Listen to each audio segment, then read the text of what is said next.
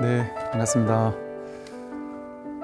오늘은 이제 선의 초조라고 이제 알고 있는 달마 스님의 이입사행론이라는 것을 좀 제가 좀 가져와 봤는데요.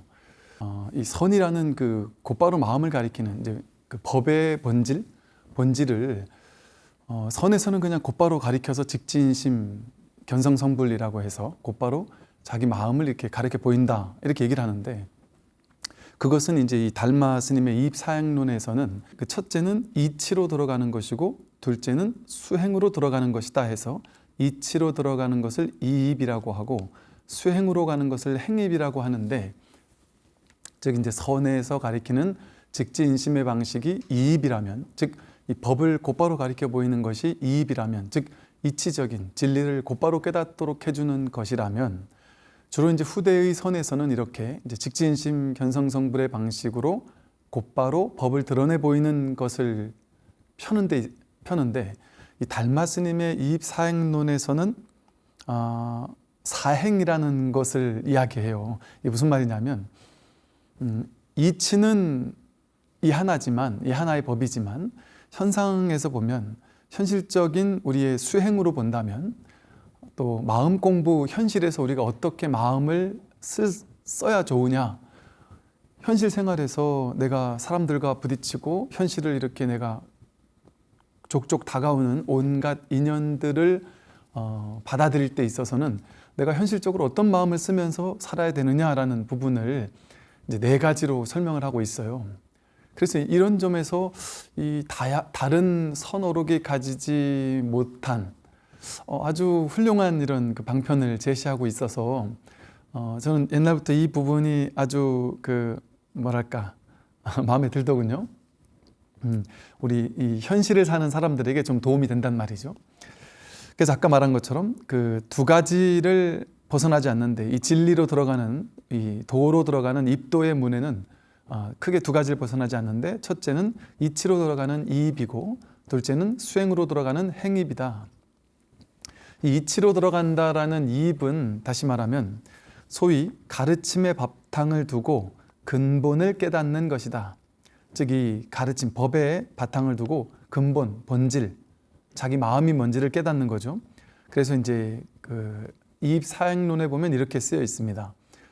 일체 중생이 동일한 참성품, 불성이라는 것을 가졌으나 객진 번뇌와 망상에 덮여서 참성품이 나타나지 못할 뿐이다 라고 하는데, 이러한 가르침을 깊이 믿는 것, 그걸 이입이라고 합니다. 즉 누구나 일체 중생은 동일한 참성품을, 자기 본바탕, 본마음, 본래 면목을 가지고 있는데, 그것이 다만 객진 번뇌와 망상에 덮여가지고 이 참성품이 나에게 드러나지 못할 뿐이라는 거죠. 이 사실을 굳게 믿는 것, 그것이 이제 이입이라고, 이치로 곧바로 들어가는 문의인 것이죠. 근데 이제 이것이 누구에게나 이렇게 쉬운 일은 아니다 보니까 이 원리는 알더라도 곧바로 이 내 마음이 무엇인지, 이 참성품을 확인하지 못하는 사람들을 위해서 그렇다면 수행으로 들어가는 문, 다시 말하면 좀 방편으로 들어가는 문, 조금 쉬운 마음 공부의 길이 무엇이 있느냐, 이것을 이제 4가지로 설명을 하는 겁니다. 그래서 사행이라고 하는 거예요. 그게 우리가 이제 현실에서 마음 공부하는데 어떻게 마음을 쓸 수 있느냐의 어떤 4가지 방법이라고도 생각할 수 있을 것 같아요. 한번 들어보십시오. 이 수행으로 들어간다는 것은 소위 4가지 수행을 말하니 기타 나머지의 모든 수행은 다 이 가운데 들어있다. 무엇이 4가지 수행인가? 첫째는 보원행이요, 둘째는 수연행이며, 셋째는 무구소행이고, 넷째는 칭법행이다 라고 해서 4가지 행이 나오거든요. 무엇이 보원행인가? 도를 닦는 수행자가 고통을 받을 때는 마땅히 스스로 이렇게 생각해야 한다. 나는 과거의 무수겁 가운데 근본을 버리고 지마를 쫓아 모든 육도의 생명을 받아 유랑하면서 수많은 원한과 증오를 일으켜 위해를 끼치기를 한량없이 해왔다. 지금은 비록 이런 악을 범하지는 않지만 이것은 모두 전생에 지은 악업의 과보가 익은 것이니 천신이 준 것도 아니고 다른 사람이 준 것도 아니다. 그러니 이 고통을 달게 감수하여 원망하거나 다투지 않을 것이다.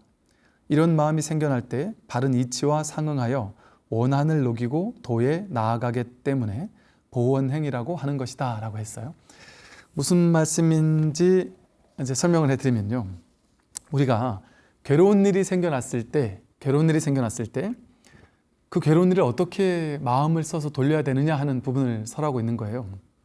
이것이 내가 스스로 과거에 지었던 인과응보, 자연스러운 인과응보의 어떤 결과라는 것이죠.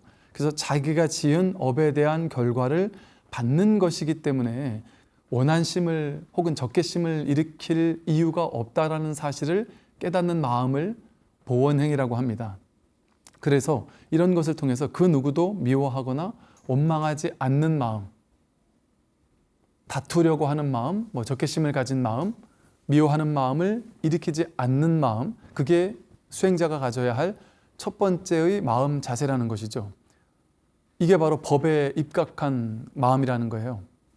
즉 우리가 마음 공부하는 사람은요, 가장 먼저 세상 탓을 하지 않게 됩니다. 우리가 마음 공부하기 전에는 내가 있고 세상이 있다고 생각을 해서 세상이 나를 괴롭혔다, 저 사람이 나를 힘들게 했다, 저 사람이 나를 공격했다, 저 사람 때문에 나는 힘들다, 세상 때문에 내가 힘들고 괴롭다, 세상의 어떤 정치나 제도 때문에 내가 힘들다, 부모님 때문에 내가 힘들다, 이렇게 바깥 탓을 하면서 남들 탓을 하면서 살아오기 쉬웠단 말이죠. 그런데 이 마음 공부를 하게 되면 일체가 이 마음 하나뿐이구나, 나와 너가 주객으로 둘로 나뉘는 일이 없다라는 사실을 깨닫게 된단 말이죠. 그래서 이렇게 법에 입각해서 이 도에 들어간 사람들이 자연스럽게 할 수밖에 없는 행위, 어떤 행위냐? 바로 이 보원행위입니다. 그 누구도 미워하거나 원망하거나 탓하지 않는다는 거죠. 손가락질하면서 저 사람 때문에 내 인생이 이렇게 괴롭게 됐어 라는 생각을 하지 않는다는 겁니다. 우리가 괴로울 때 보면 사실 남 탓하느라고 괴로운 게 많거든요. 저 사람 때문에 내가 지금 이렇게 괴로운 거야 라고 생각하게 되면 그것은 내가 이 괴로움을 해결할 수 있는 힘을 상대방에게 떠넘기는 것과도 같아요. 저 사람 때문에 내가 괴로운 거라고 하는 그 생각을 믿게 되면 내 스스로 그 괴로움을 없앨 수 있는 힘을 갖지 못한, 나약하고 지혜롭지 못한 힘없는 사람으로 전락하게 만드는 것과 똑같아요. 그런데 이 모든 것의 원인이 나에게 있다 라는 사실을 받아들이게 된다면, 이 보원행을 실천하게 된다면 이 괴로움의 원인이 나에게 있기 때문에 괴로움을 해결할 수 있는 지혜도, 괴로움을 해결할 수 있는 힘도 내가 부족하고 있는 것이구나, 내가 본래 갖추고 있는 것이구나 라는 사실을 깨닫기 때문에 모든 힘의 원천은 나 자신에게로 돌릴 수 있게 됩니다. 그래서 내가 진정으로 힘 있는 사람이 되기 시작해요. 세상이 나와 세계가 둘로 셋으로 나뉘어져서 세상 사람들 중에 누군가가 나를 괴롭히는 이런 일이 벌어지는 것이 아니라 세상의 중심이 내가 되게 됩니다. 나와 남을 둘로 나누지 않게 돼요. 이 모든 것이 내 문제구나, 세상의 문제라고 여길 만한 것이 그 어디에도 없구나, 내가 느끼는 모든 괴로움의 문제는 바로 내 문제였구나. 그렇기 때문에 남 탓하지 않고 바깥을 기웃거리면서 세상을 탓하지 않고 원망을 돌리는 일을 하지 않게 된다는 것이죠. 자기에게로 돌아오게 됩니다. 모든 문제를 내 문제로, 자기 문제로 돌리게 된다는 것이죠. 그리고 이렇게 이 보원행을 실천하게 되면요, 내 마음에 누군가를 미워하고 원망하지 않게 되기 때문에 마음 공부할 수 있는 기본 토대가 갖춰지기 시작합니다. 그 토대 위에서 이제 아주 중요한 두 번째 수연행이라는 말을 해요. 저도 그런 법명을 몇 분에게 지어드렸던 것 같은데, 보통 이제 보살님들 법명 보면 수연행 보살님 뭐 이런 분들 많으시잖아요. 절마다 한두 분씩 계신 것 같아요. 이 수연행이라는 게 이제 여기서 나오는 말인데요. 수연행이라는 말은 연을 따른다라는 거예요. 이입사행론에 이렇게 나와 있습니다. 수연행이라는 것은 무엇인가? 나라는 것이 본래 없으며 업을 인연으로 고락을 받는 것은 모두 연을 따라 조건 따라 생긴 것일 뿐이다. 훌륭한 과보인 영광과 명예를 얻을 때는 이것은 과거의 업으로 인해 얻은 것일 뿐이지 연이 다하면 다시 없어진다. 그러니 어찌 기뻐할 것인가? 라고 여긴다. 이처럼 얻고 이름을 모두 연에 따라 조건 따라 일어난다라고 맡겨 놓음으로써 마음으로는 늘어남과 줄어듦이 없이 기쁨의 바람에도 움직이지 않고 다면히 도를 따른다. 이것을 수연행이라고 한다. 주어진 인연을 좋다거나 나쁘다라고 생각해서 좋은 인연은 막 더 가지려고 집착하거나 싫은 인연은 밀쳐내고 거부하고 없애려고 애쓰고 조작하고 노력하는 것이 아니라 이 세상 모든 것은 내가 하는 일이 아니라 인연 따라 조건에 따라 자연스럽게 일어나는 일이구나. 법계의 일이구나. 여기 나라는 것을 내세울 수 있는 것이 아니구나라는 사실을 깨닫는 거예요. 그래서 수연행의 첫 번째 구절에 나라는 것이 본래 없다라는 얘기를 하고 있는 것이죠. 인연법이라는 것, 부처님 초기불교 경전에 연기법이라고 나오는 연기법을 설명하는데 초기불교의 핵심이 뭐냐 하면 연기법이라고도 하면서 무아법이라고 얘기하거든요. 즉 연기가 곧 무아를 설하는 겁니다. 인연 따라 조건에 따라 생겨나고 사라질 뿐이다. 그렇기 때문에 나라는 것 또한 인연 따라 조건 따라 임시로 이렇게 모인 것을 내가 허망한 망상으로 나다라고 이름 지은 것뿐이고 분별한 것일 뿐이고 또 세상을 타인이다라고 분별한 것일 뿐이거든요. 그리고 나한테 일어나고 있는 인연 따라 조건 따라 화합했다가 사라질 뿐입니다. 조건이 맞으면 생겨나는 것이고 조건이 맞지 못하면 생겨나지 못하는 것일 뿐이에요. 세상은. 내가 만들려고 길을 쓴다고 해서 되는 게 아니에요. 조건이 맞아지지 않으면 아무리 돈을 벌고 싶어도 돈이 안 벌립니다. 내가 건강하고 싶어도 조건이 맞아지지 않으면 건강해지지가 않는 거죠. 나에게 달린 일이 아니라 인연에 달린 일입니다. 연기법에 따라서 연에 따라 수연행으로서 일어난단 말이에요. 근데 우리는 이렇게 인연 따라 생겨나고 인연 따라 사라진다라는 사실을 모르고 내가 한다고 생각하는 거예요.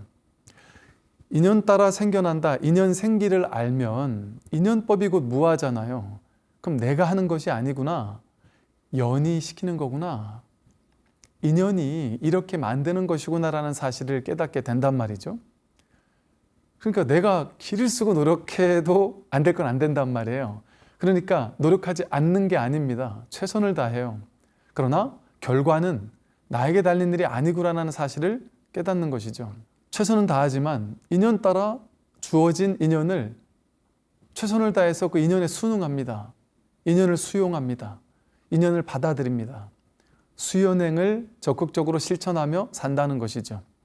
좋은 일이 왔을 때 좋은 걸 받아들일 뿐이고 싫은 일이 왔을 때 싫은 인연을 받아들일 뿐이지, 그리고 그것을 내가 바꾸고 싶은 마음이 인연 따라 든다면 그 또한 내 인연이잖아요.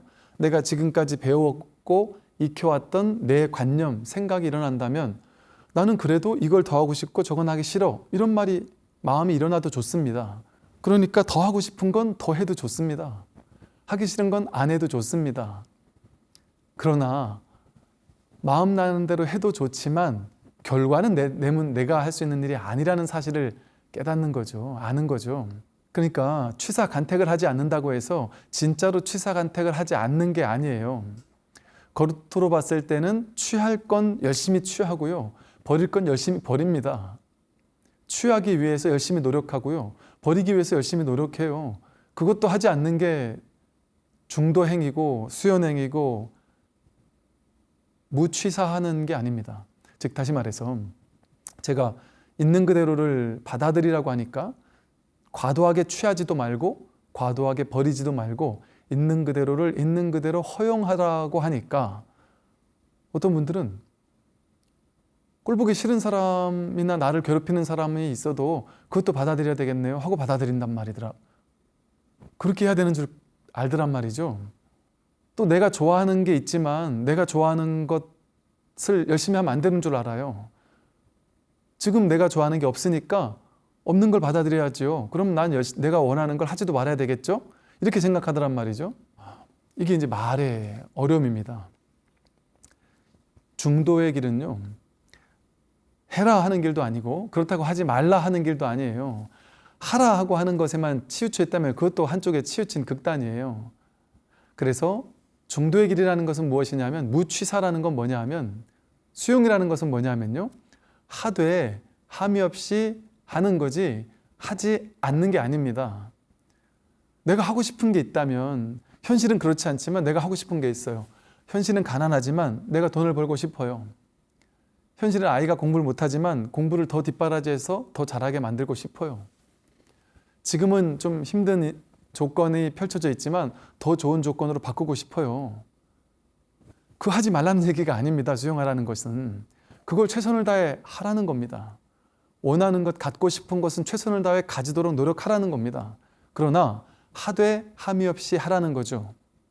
최선을 다해 갖고 싶은 걸 가지도록 노력은 하되 결과는 내맡긴다는 거예요. 내가 원한다고 다 되지 않는다라는 사실을 온전히 허용하고 수용하고 받아들이라는 얘기입니다. 그러니까 최선을 다하지도 않고 미리부터 포기하라는 얘기가 아니에요. 주어진 삶의 안주에서 삶을 막 변화시키지 말라는 얘기가 아닙니다. 여러분, 가난하게만 살아야 그게 무소유의 정신일까요? 아닙니다. 아니, 하다못해 여러분들은 당연하지만 하다못해 절이 무조건 가난하게만 해야 될까요? 그거 아니에요. 절도 예를 들어 여러분들이 와서 법회할 수 있는 쾌적한 환경이 갖추어지고, 그러니까 절이니까 수련대에 가면, 절에 가면 무조건 여름에 찜통 더위 속에서 땀을 뻘뻘 흘리면서 법문을 들어야 될까요? 에어컨 딱 틀어놓고 시원하고 쾌적한 속에서 그 법문 들을 수 있는 게 좋죠. 그러니까 한때는 제가 그런 얘기를 들은 것 같아요. 도심에 어떤 절에서 도심에 큰 포교당을 어떤 스님이 지었는데 아주 아름답게 인테리어를 아주 디자인을 너무 깔끔하게 세련되게 현대식으로 했단 말이에요. 그때는 어떤 분들은 야, 절이 이렇게 너무 깔끔하고 너무 좋다. 절은 가난해야 되는 거 아니냐? 절은 반드시 가난해야만 한다는 것도 집착이에요. 취하는 생각이에요. 이렇게 세련되게 하면 안 된다는 것도 취하는 생각이에요. 어느 게 옳고 그른 거는 없습니다. 그 생각에 과도하게 집착하는 그 생각이 문제이지. 여러분의 삶도 똑같습니다. 왜 불자라고 가난해야 되죠? 최선을 다해도 좋습니다. 내가 법을 어기지 않는 선에서 제가 이래저래 사람들이 하도 무슨 자식 문제, 돈 문제 이런 거 괴로워하시니까 그런 얘기를 자꾸 비유를 드니까 이제 어떻게 생각하실지 모르겠는데, 그런 비유를 들다 보니까 그러면 스님 말씀은 아파트 집값 오르는 것도 안 좋은 일이고, 안 좋다는 거 아닙니다. 여러분이 집을 샀는데 집값이 오르면 좋은 일이죠. 박수받아 마땅한 일이죠. 법을 어기지 않는 선에서라면 다 해도 좋습니다. 최선을 다하며 인생 사는 거 아니겠어요? 그렇게 살아야죠. 그래야 사회도 발전을 하고, 뭔가 안 좋은 것을 더 열심히 뭔가 변화 발전시키려고 하는 마음이 세상을 바꿀 수 있잖아요. 그것까지 하지 말라는 얘기가 아닙니다. 이걸 오해해가지고 질문하는 분들이 많더라고요. 내가 원하는 바를 하지 말라는 게 아닙니다. 원하는 바를 하되 함이 없이 한다. 최선을 다하되 그게 안 되더라도 결과에는 내가 개의치 않겠다. 결과는 집착하지 않겠다고 내맡기고 하라는 거예요. 그게 바로 수연행입니다. 그러니까 여기서 뭐라고 했어요? 도에 완전히 맡겨놓음으로써 이런단 말이에요. 연에 따라 맡겨놓음으로써 이렇게 얘기를 했단 말이에요. 인연 따라 맡겨놓는다. 결과는 내맡긴다. 마음을 내지 않는 것이 아니라 주어진 인연 따라. 무엇이 인연이에요? 밖에서 오는 것만 인연이 아닙니다. 내가 지금까지 살아오면서 배우고 익혀와서 내 안에서 일어나는 마음, 이것도 인연이에요. 또 부모님이 열심히 공부해라 하고 얘기를 하고 계신다면 그 또한 인연이에요. 그럼 그 말들을 듣고 그 말들을 잘 취합해서 아, 내가 이렇게 살아야겠구나. 또 내가 내 가슴 뛰는 일이 나는 돈 버는 일이다. 나는 공부하는 일이다. 나는 음악하는 일이다. 자기 가슴 뛰는 일이 있다면 그게 자기 인연이에요. 그러니까 외부에서 오는 인연만 받아들이라는 게 아니에요. 내가 간절히 하고 싶은 게 있다면 그 또한 인연이에요.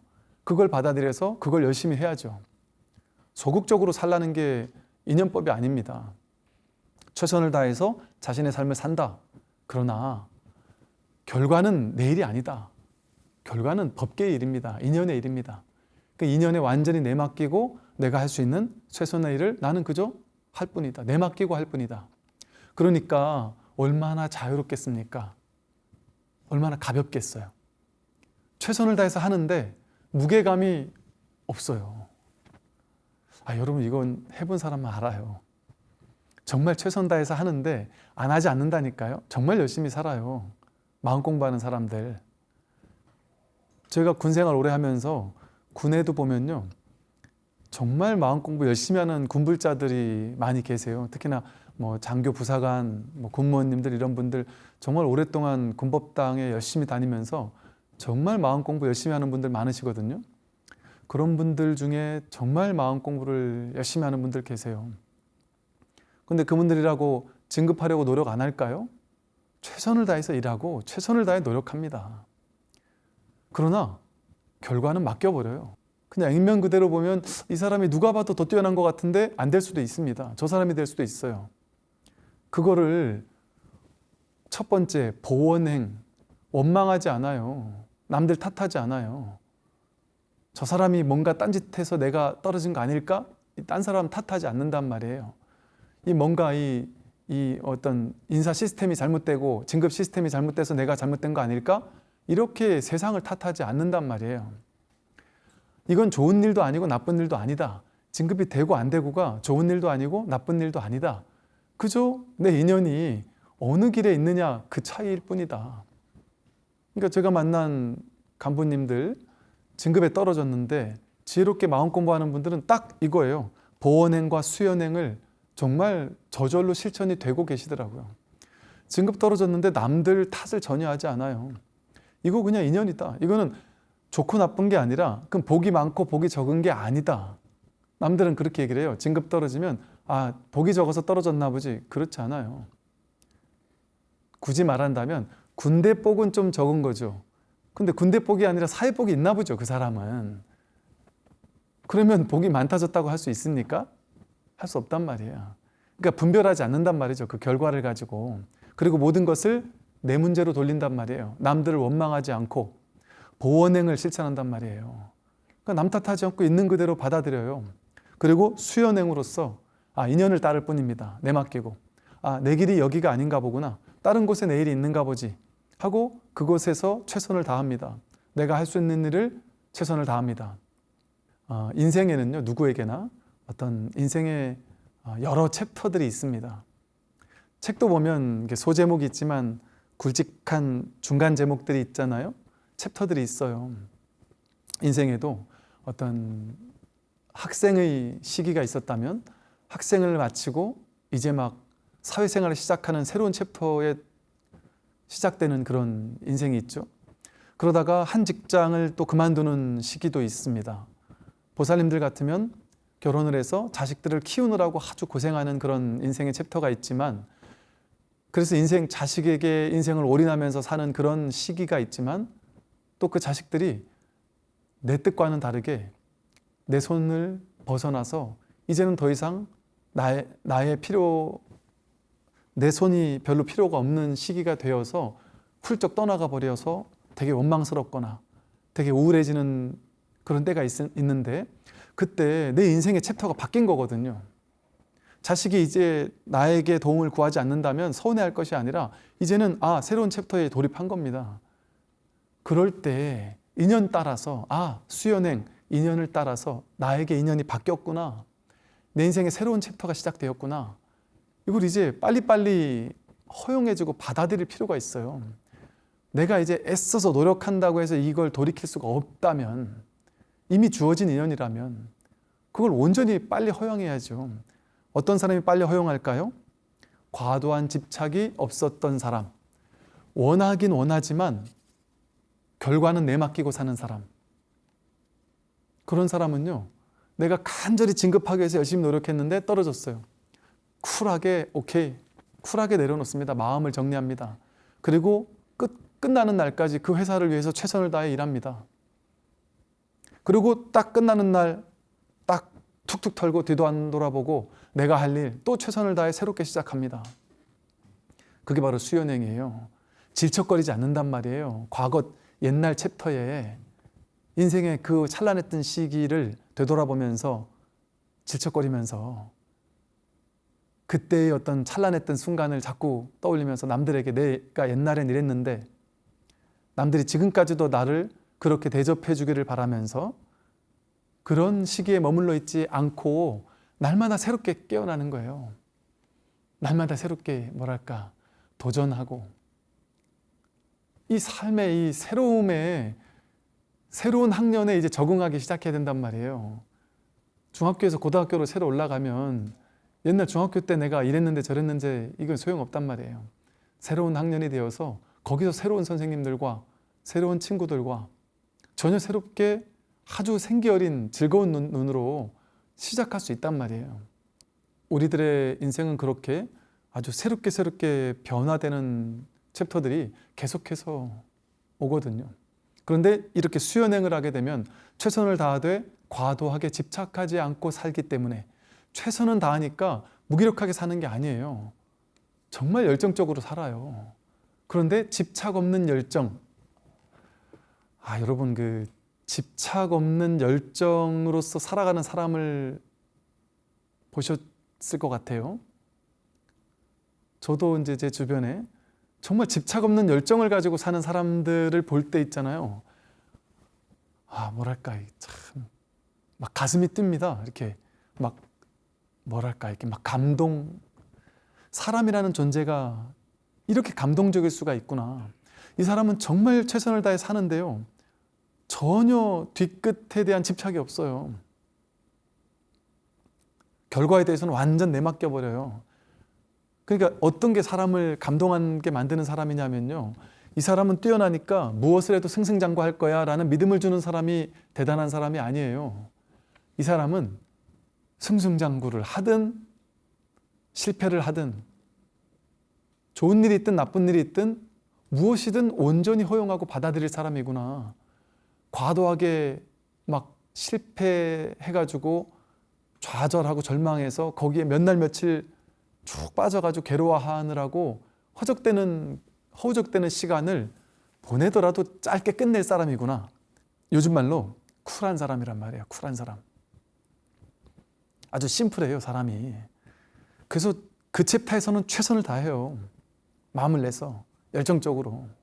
그러나 안 되면 딱 오케이 인정합니다 하고 그냥 받아들여요.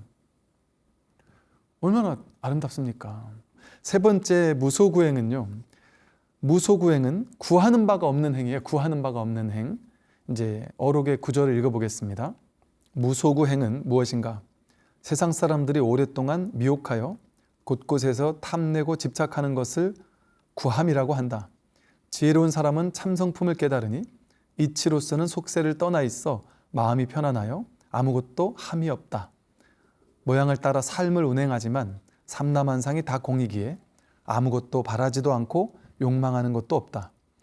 공덕천과 흑암년은 항상 서로 따르고 쫓는다는 사실을 안다. 삼계에 오래 머무는 것은 마치 불타는 집과 같고 몸이 있으면 모두 괴로움이니 어느 누가 편안할 수 있겠는가.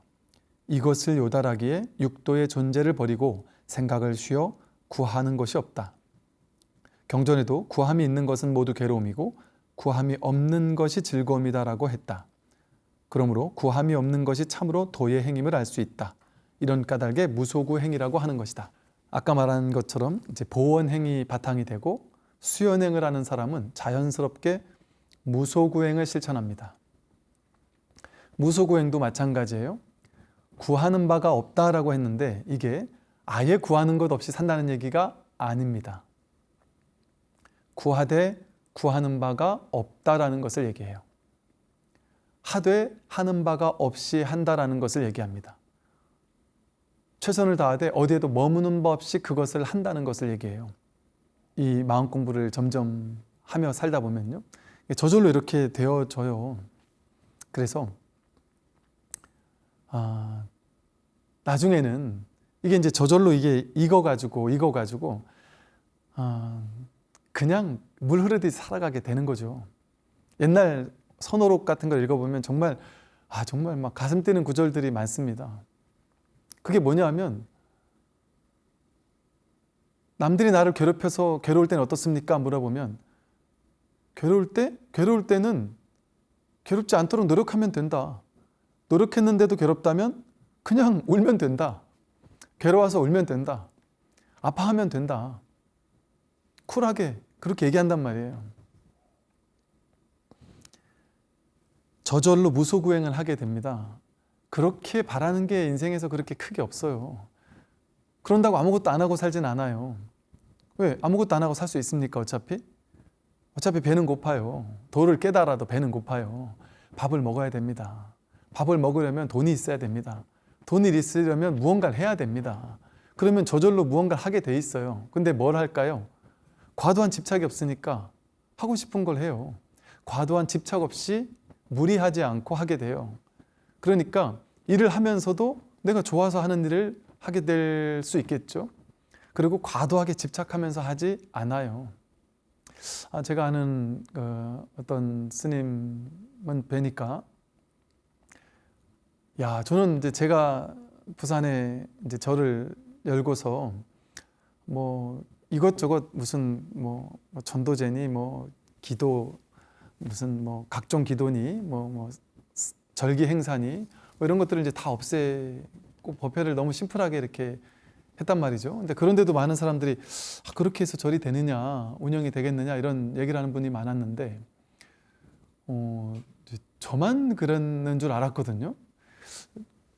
이렇게 생각하고 사는 사람이 또 있을까? 근데 제가 얼마 전에 어떤 절에 법문을 해달라고 해서 갔더니 벌써 한 10년 전부터 그 절은 그러고 계시더라고요. 제가 너무 반가웠습니다. 아무것도 없어요. 절에 하는 게 아무것도 없습니다. 그냥 법회만 있습니다. 법회만 그냥 일요일 법회만 탁 한 번씩 있어요. 그리고 더 충격적이었던 것은요, 법회 날 제가 법회하러 갔는데 뭐 아무것도 안 하시는 거예요. 그리고 이제 나가면 된다고 그래요. 그래서 뭐 삼기 반야심경도 안 하고 나오라 그래서 왜 그러실까 하고 나갔더니 그냥 법회 시작합니다 하고 죽비 3번 딱 치고는 다 이렇게 딱 좌선하고 앉아 계신 거예요. 그리고 제가 앉으니까 죽비 3번 딱 치고 법문 시작입니다. 그리고 제가 법문 끝나니까 죽비 3번 치면서 반배하고 합장하고 그리고 이제 다 같이 퇴장하는 겁니다. 너무 좋았어요. 제가 이제 그 스님께 이렇게 해서 절이 운영됩니까? 똑같이 여쭤봤죠. 막 크게 늘리거나 막 이럴 마음 크게 없고 그냥 월세 낼 정도 이렇게 그냥 되고 그냥 뭐 밥 먹을 정도 그냥 되면 됐지 뭐 하는 마음으로 그냥 살고 있습니다라고 얘기를 하더라고요. 그것도 이제 어찌 보면 이제 사람의 성향일 수 있겠죠. 그러니까 그것만이 절대 옳다라고는 저는 보진 않아요. 근데 어쩌면 가섭존자처럼 그런 분도 계신단 말이죠. 그러니까 완전히 할 일이 없으셔서 그냥 정말 일을 착 줄이고 그렇게 사시는 것도 아름답단 말이에요. 머무는 법 없이 마음을 낸다면.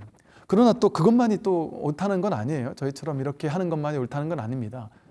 여러분 남방불교 가도요, 그냥 윗바사나만 하는 스님들인 것 같지만 그분들이 사람들 돌아가시면 천도해 주고요, 또 결혼하면 축원해 주고요, 아이 태어나면 가서 축원해 주고요, 태어나면서부터 요람으로 갈 때까지 스님들이 그 옆에서 작게나마 이렇게 마음 내서 함께 기도해 주는 건 한단 말이죠.